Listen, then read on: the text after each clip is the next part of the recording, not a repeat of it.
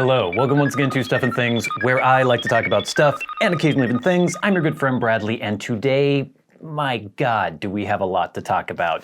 There are so many things on the note for this week. It's really been about 2 weeks since we've actually had a check-in like this, because last Sunday was just some Christmas well wishes. We didn't do a full Sunday Stuff and Things, so we have many things to catch up on. I need to get through all of this. I'm gonna try to do it as quickly as possible, so let's get to it.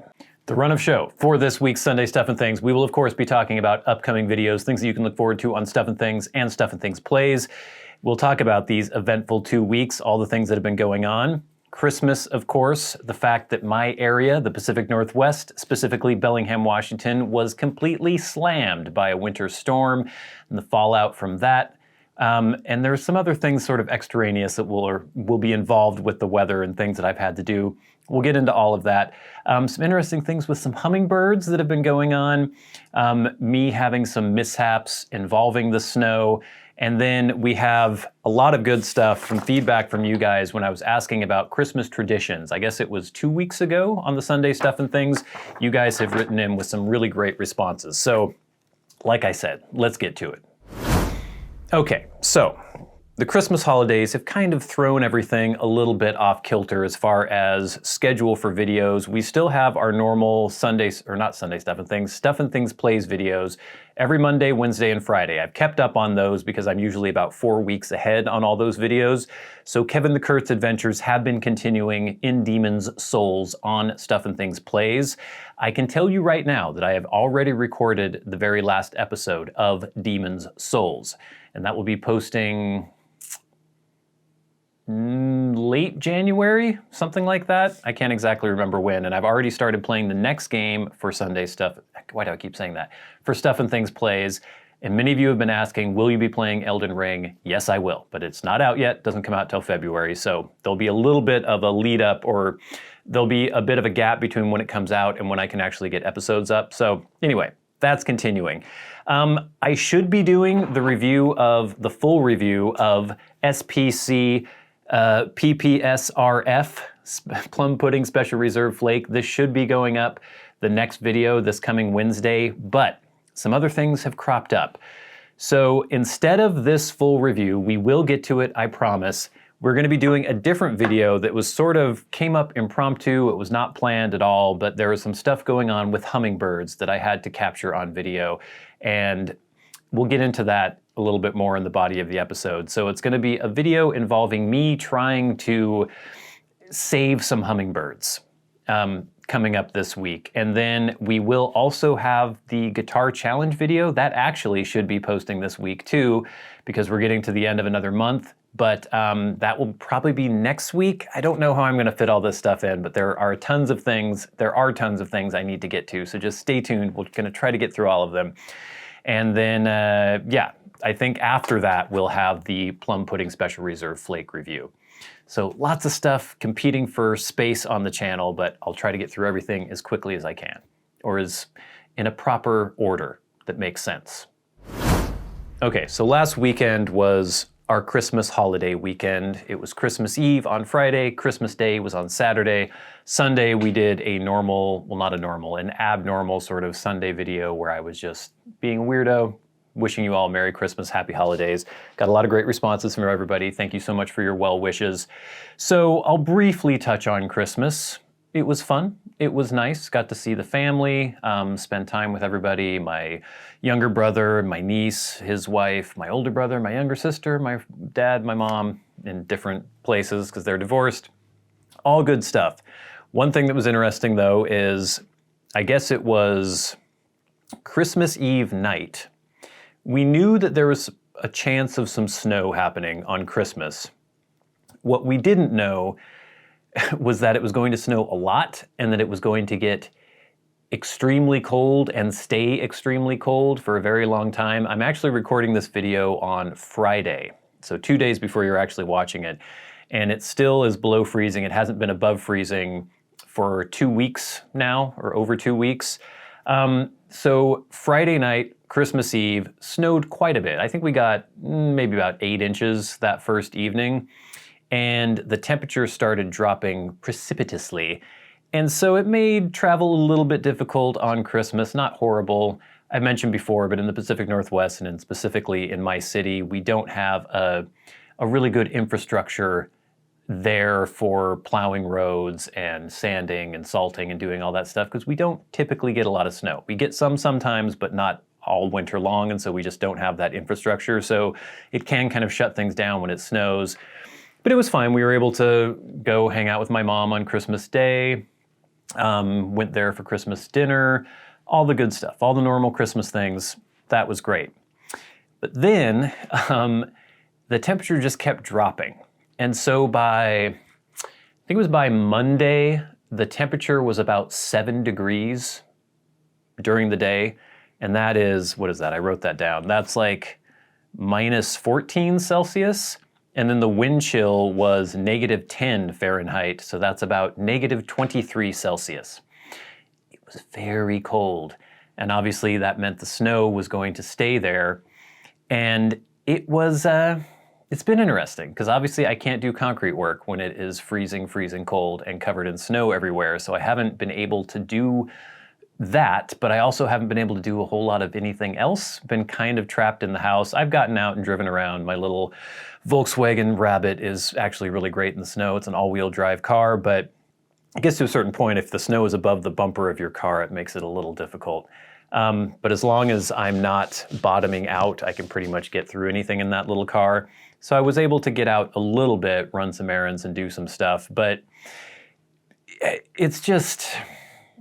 it's fun for a day or two, but then after a while you're like, okay, it was a white Christmas, that was beautiful, that was nice, but now it needs to warm up and the snow needs to go away. And this caused some other issues. So we have been feeding hummingbirds pretty much ever since we moved into this place. We've had a hummingbird feeder and we've really enjoyed watching the hummingbirds, using the feeder and just sort of following them along. We had some juveniles, and then there's all sorts of different pairs, a bunch of different hummingbirds coming, and they're all pretty much Anna's hummingbirds here this time of year. They're the only ones who live here year-round.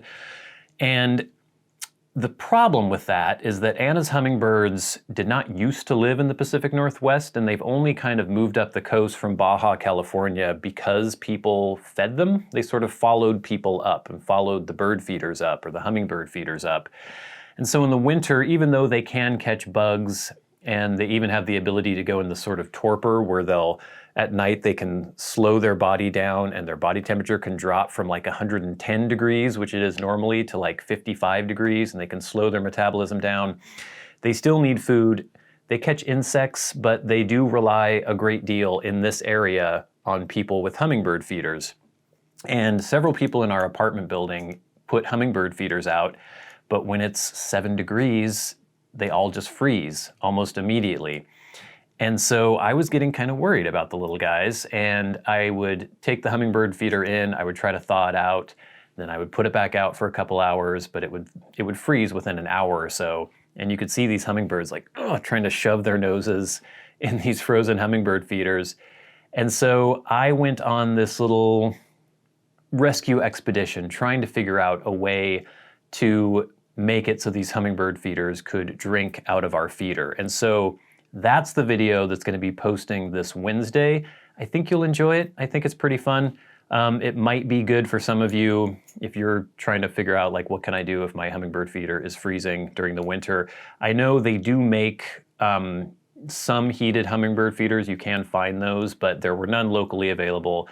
Believe me, I checked, and then there weren't any that were going to be able to get to us in time to actually remedy the problem before it was a little too late. So anyway, I go through this whole process of trying to find the things I need and rigging up the hummingbird feeder so it would stay free of ice during this crazy cold snap. But continuing on with the crazy cold snap, I want to make sure I'm not missing anything here because I wrote down a ton of things to talk about. Yes, so snow makes everything a little bit more difficult here because, like I said, we're not used to it. The roads don't get clear very easily. And I had a whole issue where I've been trying to sell a couple things on Reverb.com. It's a website where people sell musical instruments and musical gear. And I had a bass, the bass that some of you have seen, my Deluxe Active Precision Bass Special, Fender Precision Bass. that I just didn't really use anymore. And I think if I do get another bass, I want to get one that is passive. And I think I kind of want to get a short scale bass too. So I wanted to get rid of that one. I'm trying to make some room, changing up some gear a little bit. I also, by the way, I brought this with me. I am also selling this Telecaster. This is an American Professional Telecaster. It has been my main guitar pretty much for the last year and a half or so. I'm selling this on Reverb too. I know some of you may find that hard to believe, but I am. But you'll see why in probably a couple months. So if any of you want that guitar, it's on Reverb right now. I think my Reverb shop is called Bradley's Stuff and Things. And I guess I'll go ahead and put a link in the description box below if you would like a little piece of Stuff and Things that you could play. It's a great guitar, but I'm making room for some other stuff, and I just can't have tons of guitars because I don't have the room or the money for that. But anyway, so yeah, check out the link in the description if you want to buy that guitar. But I sold the bass. I think I put it up on Reverb Christmas Eve, and I guess I wasn't really expecting it to sell right away. I thought it would probably linger for a while, and it did sell right away. I think it sold on Christmas, or maybe it was the Sunday after Christmas. And the problem with that is that I didn't have a box big enough to ship a guitar, like a guitar shipping box. And I thought that I could just get one from Amazon or someplace and have it sent to me, but again, you're supposed to ship that out within 3 days of selling it on Reverb. So then I found myself in this position where we just gotten hit by this crazy snowstorm. All sorts of businesses are closed. Nobody's doing anything. If anyone is open, they're open late or weird hours or everything's all crazy. And so I was scrambling around trying to figure out where the heck can I get a guitar box? We have one Guitar Center in town. It's not great. It's pretty much the only music store we have in town, which is really lame. We used to have quite a few back in the day, but they all went out of business. So I called them. They said that, oh, sometimes we put guitar boxes in our recycling bin in the back. We can't give you one, but if you want to go back there, you can try to find one. So I think I went on Monday, and they weren't open because everyone was opening really late, or a lot of people just weren't opening at all. And I managed to get there in the snow, went back behind there, and their recycle bin was so deep that there was no way for me to like get in there and reach without like climbing in and then scaling my way back out. And then everything was covered in snow anyway.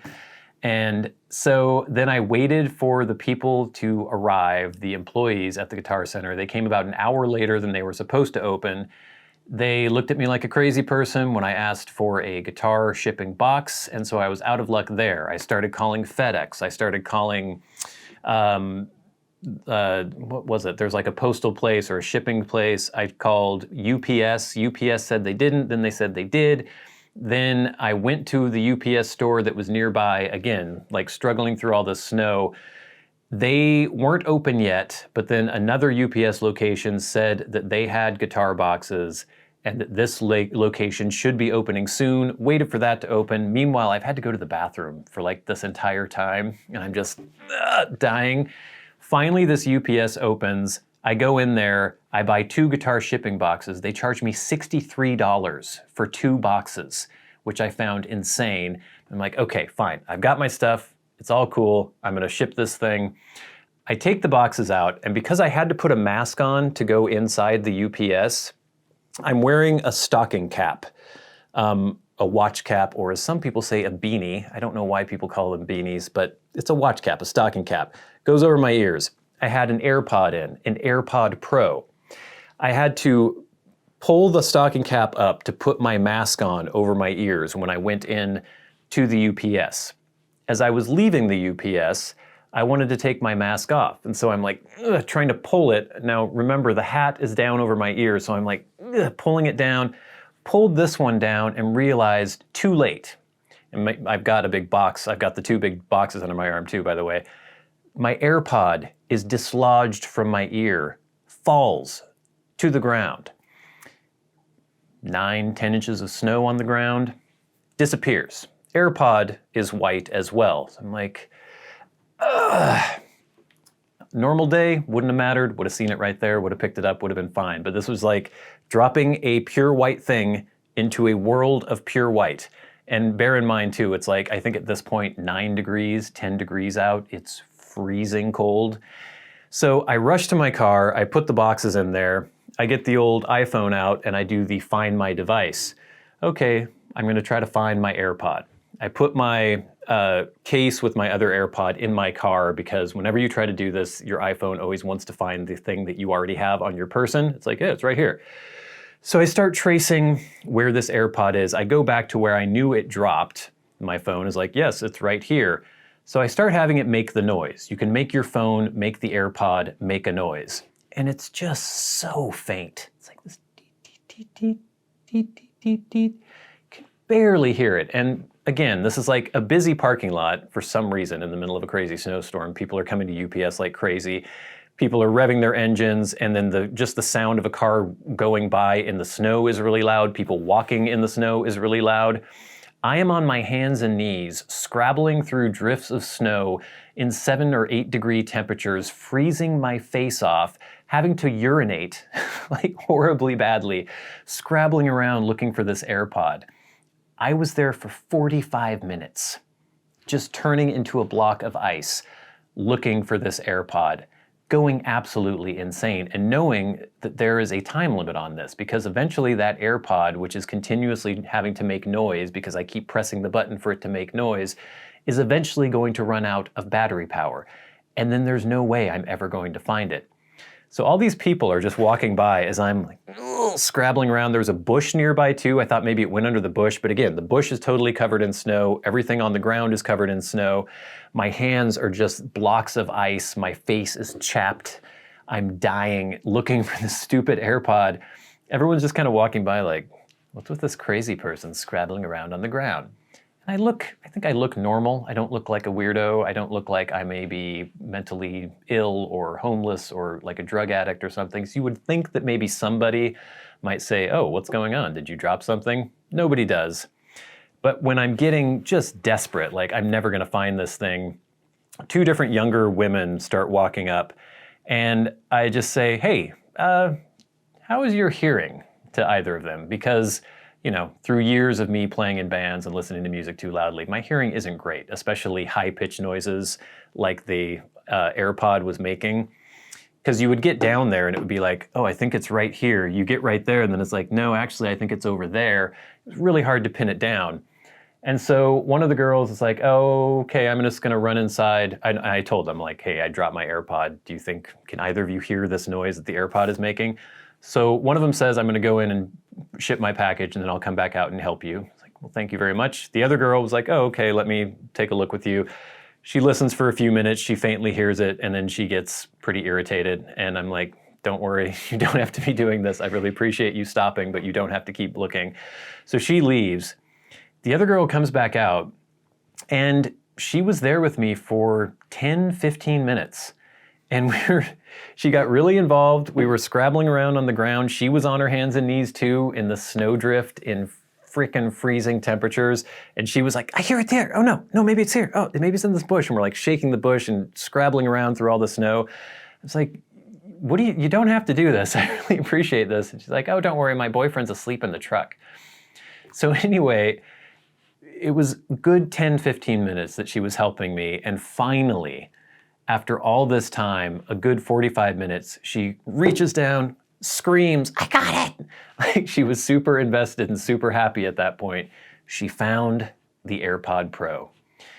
Amazing.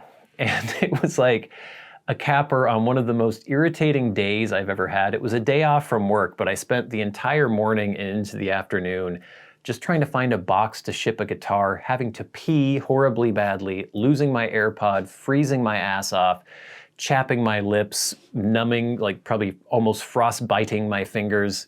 It was insane. And that's what happens when it snows around here. The snow has not left yet. On Thursday, we got a bunch more. I think we got another 8 inches of snow.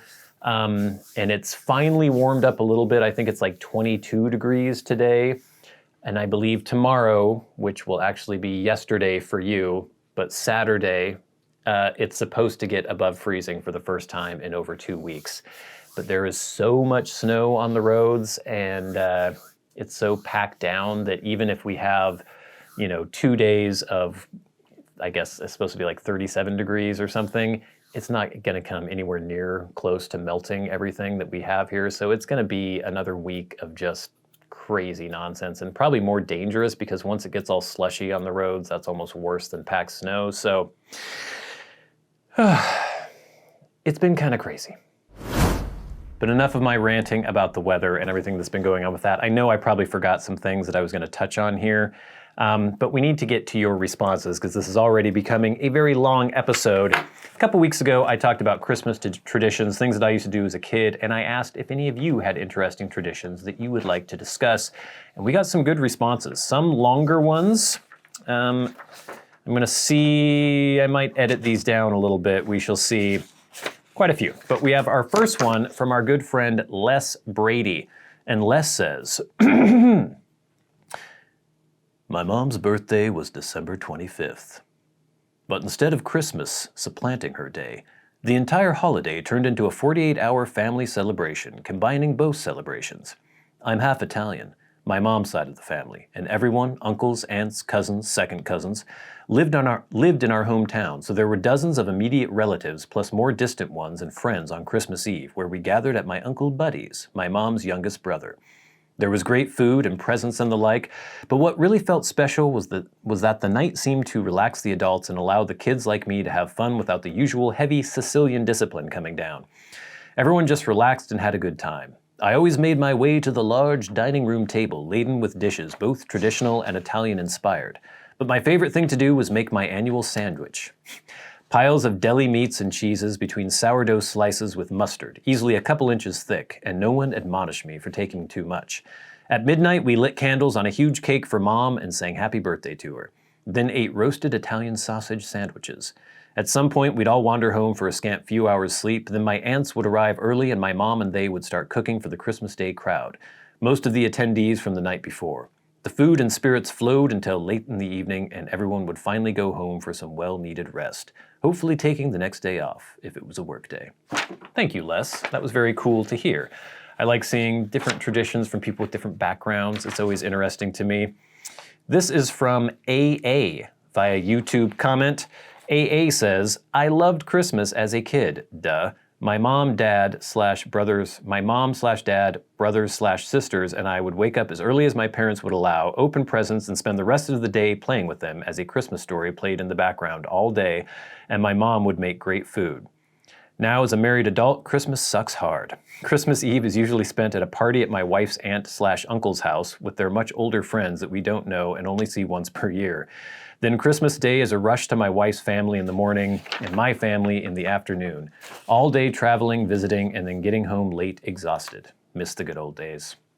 Yeah, it does lose a little bit of the magic as you get older, and especially when I was single, Christmas didn't mean that much. I would go see my family, obviously, but I don't know. It's a little bit different now. Like, I've started having nieces and nephews, well, nieces, and the family thing is becoming a little stronger again as it had waned for a while. But yeah, I definitely hear you. AA. Next from, okay, I'm gonna be ruining some of these names here, so please forgive me. This is Andrijana Bosovic. And they say, in Serbia, in the Orthodox belief, okay, so second language, so bear with me here. English is not my second language. English is the second language of the person who wrote this in.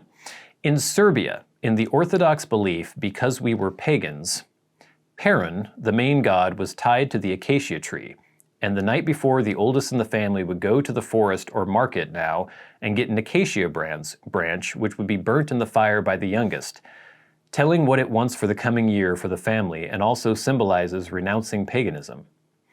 We should have stayed pagan, but we had to have given birth to an empire who gave the green for Christianity to the world. Haha, joke. All religios are great. I'm here for the first episode of Dark Souls 3, back when it was on this channel. Sorry for the long comment. No, we appreciate that very much. Thank you, Andriana. Thank you very much, and I think it's really cool to hear about some of these interesting beliefs that, you know, in the US, we don't really hold on to a lot of like the traditions from Europe. I think some of them we do, but a lot of them just get kind of lost or watered down because we have so many different people from so many different places here. Speaking of which, this one is from Arnau Arnau Gironel? Again, sorry if I'm really ruining that. I started following you about 6 years ago. Thank you. When I started smoking my father's pipe, it had sadly fallen into misuse before that. I was 20 then and have enjoyed your content ever since. Maybe you even remember you have helped me go through one of the hardest times in my life, so thank you very much for all that you do. I do remember you, Arnau, yeah. About Christmas traditions. We have many traditions here in Catalonia. I'm assuming that's Catalonia for us English-speaking people. But the most remarkable must surely be the tio. At the beginning of Advent, each family takes out his tio, which is a wood log with a nose, painted eyes, and a berretina, or a traditional hat. Up until Christmas Day, kids feed the tio all sorts of food. Parents eat it when kids don't watch. And on Christmas Day, kids beat the tio with wooden sticks while singing traditional songs made specifically for the occasion. There are many. After singing, kids go away to another room under any pretext. More singing, praying, reciting poems. While they are away, parents put the presents under the tio and then shout out loud, Yahakagat, which translates to, he has already pooped. Kids run back to the tio to find some presents and repeat the whole procedure until an egg appears under the tio. That meaning there are no more presents to be had. Surely it's an awkward tradition, but it's hilarious to see the kids really believe that logs poop presents, and it makes for a very fun time for both kids and adults. This is a popular tradition, not just a family thing, so here's a different and unique tradition for you to laugh a bit. Merry Christmas and Happy New Year, my friend. Merry Christmas and Happy New Year to you. That is really interesting, and I did look this up afterwards. Arnau is not just effing with us. This exists, and I don't know if it's totally widespread in Catalonia, but it definitely seems to be something that people do. And that's really cool and really interesting. And then we have Deer and Ravens Hollow. They say, Merry Christmas, Bradley. Too funny about the Midori Traveler's Notebook. That's the one where I discovered you and subbed. I love your pen reviews too. I am a non-esser in Canada. I'm not into the tea reviews, but I like you in these Sunday chit-chats. You're so funny. Oh man, I always wanted a Swatch watch when I was a kid. Ha ha ha. I always got a Mandarin Orange in my stocking too. Yes, and a lifesaver book. We got a lot of those too when I was a kid. You know, those big books filled with lifesavers. Might not exist in other parts of the world, but that was a thing in the US. And I still carry that on for my family now. Do they still make the lifesaver books? My Christmas growing up was huge too. My grandma was from the Ukraine and made a ton of handmade pierogies and cabbage rolls, kielbasa, and tons of other things and baked goods. Also full of aunts and uncles and cousins, tables and tables of people and food. But as with yours, it petered out and now ours is very small. Frowny face. Now we do Chinese food on Christmas Eve and then drive around looking at Christmas lights. At Christmas, I made a big dinner even though it's just a few of us. I also celebrate the solstice, make apple cider, have a Yule log cake, and do a few other celebratory things, but gifts and stockings and the main hoopla is on the 25th. So thank you very much, everyone who wrote in telling me about your Christmas traditions. It is interesting, like, I think it's important for us to hold on to some of these traditions and sort of ground ourselves and feel connected to other people, to feel connected to our ancestors, the familial line. And I definitely want to try to carry on some of these traditions, even if it seems as though they fade over time or as your family situation gets into flux. I want to hold on to some of these things. Maybe not the poop log, because that was not my tradition. Maybe I should start instituting that, though.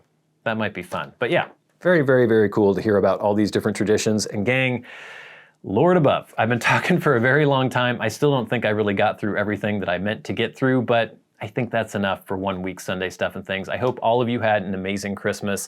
I hope all of you have an amazing new year. But before we go, it's time for the very best part of the show, and that is where I thank our Patreon supporters. Those are the people who make this show go. They help pay for this fancy camera that is filming this video right now, the lights shining upon me, blends that I can get for review, other products that I can take a look at and show you on the channel. A lot of that, almost all of it, is made possible by the people on Patreon, because we can't monetize a lot of videos that have to do with stuff like this on the channel. So if you would like to support the channel, there is a link in the description box below. But every week we like to thank the people who support us at $25 or more a month. People like Kirk Crompton, Private Eye, Glenn, Jason Buckner, Gloria Phillips, Ryan McFadin, Matt Marino, Joe Heafy, MD of the North, and Gus. And Gus had no internet access for a little while, but he has it back now. I just saw a message from him, so welcome back, Gus. Good to have you back. Hope you had a good Christmas. And then, of course, the Maniacs, the crazy people who support the channel at $100 or more a month.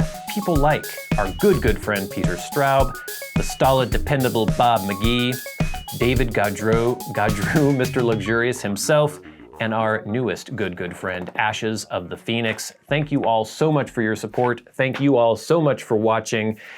There will be many videos coming up on the channel. Don't worry, Plum Pudding Special Reserve Flake is coming up soon, but we have the Hummingbird Rescue video. We're gonna have some guitar stuff going on. Remember, if any of you want to buy my #1 guitar, check out Reverb. There will be a link in the description box below. Might as well use some of the influence I've accrued on YouTube to help me sell this guitar. But until next time, until we meet again, I've been a good friend, Bradley. You've been the audience. This has been Stuff and Things. Happy New Year.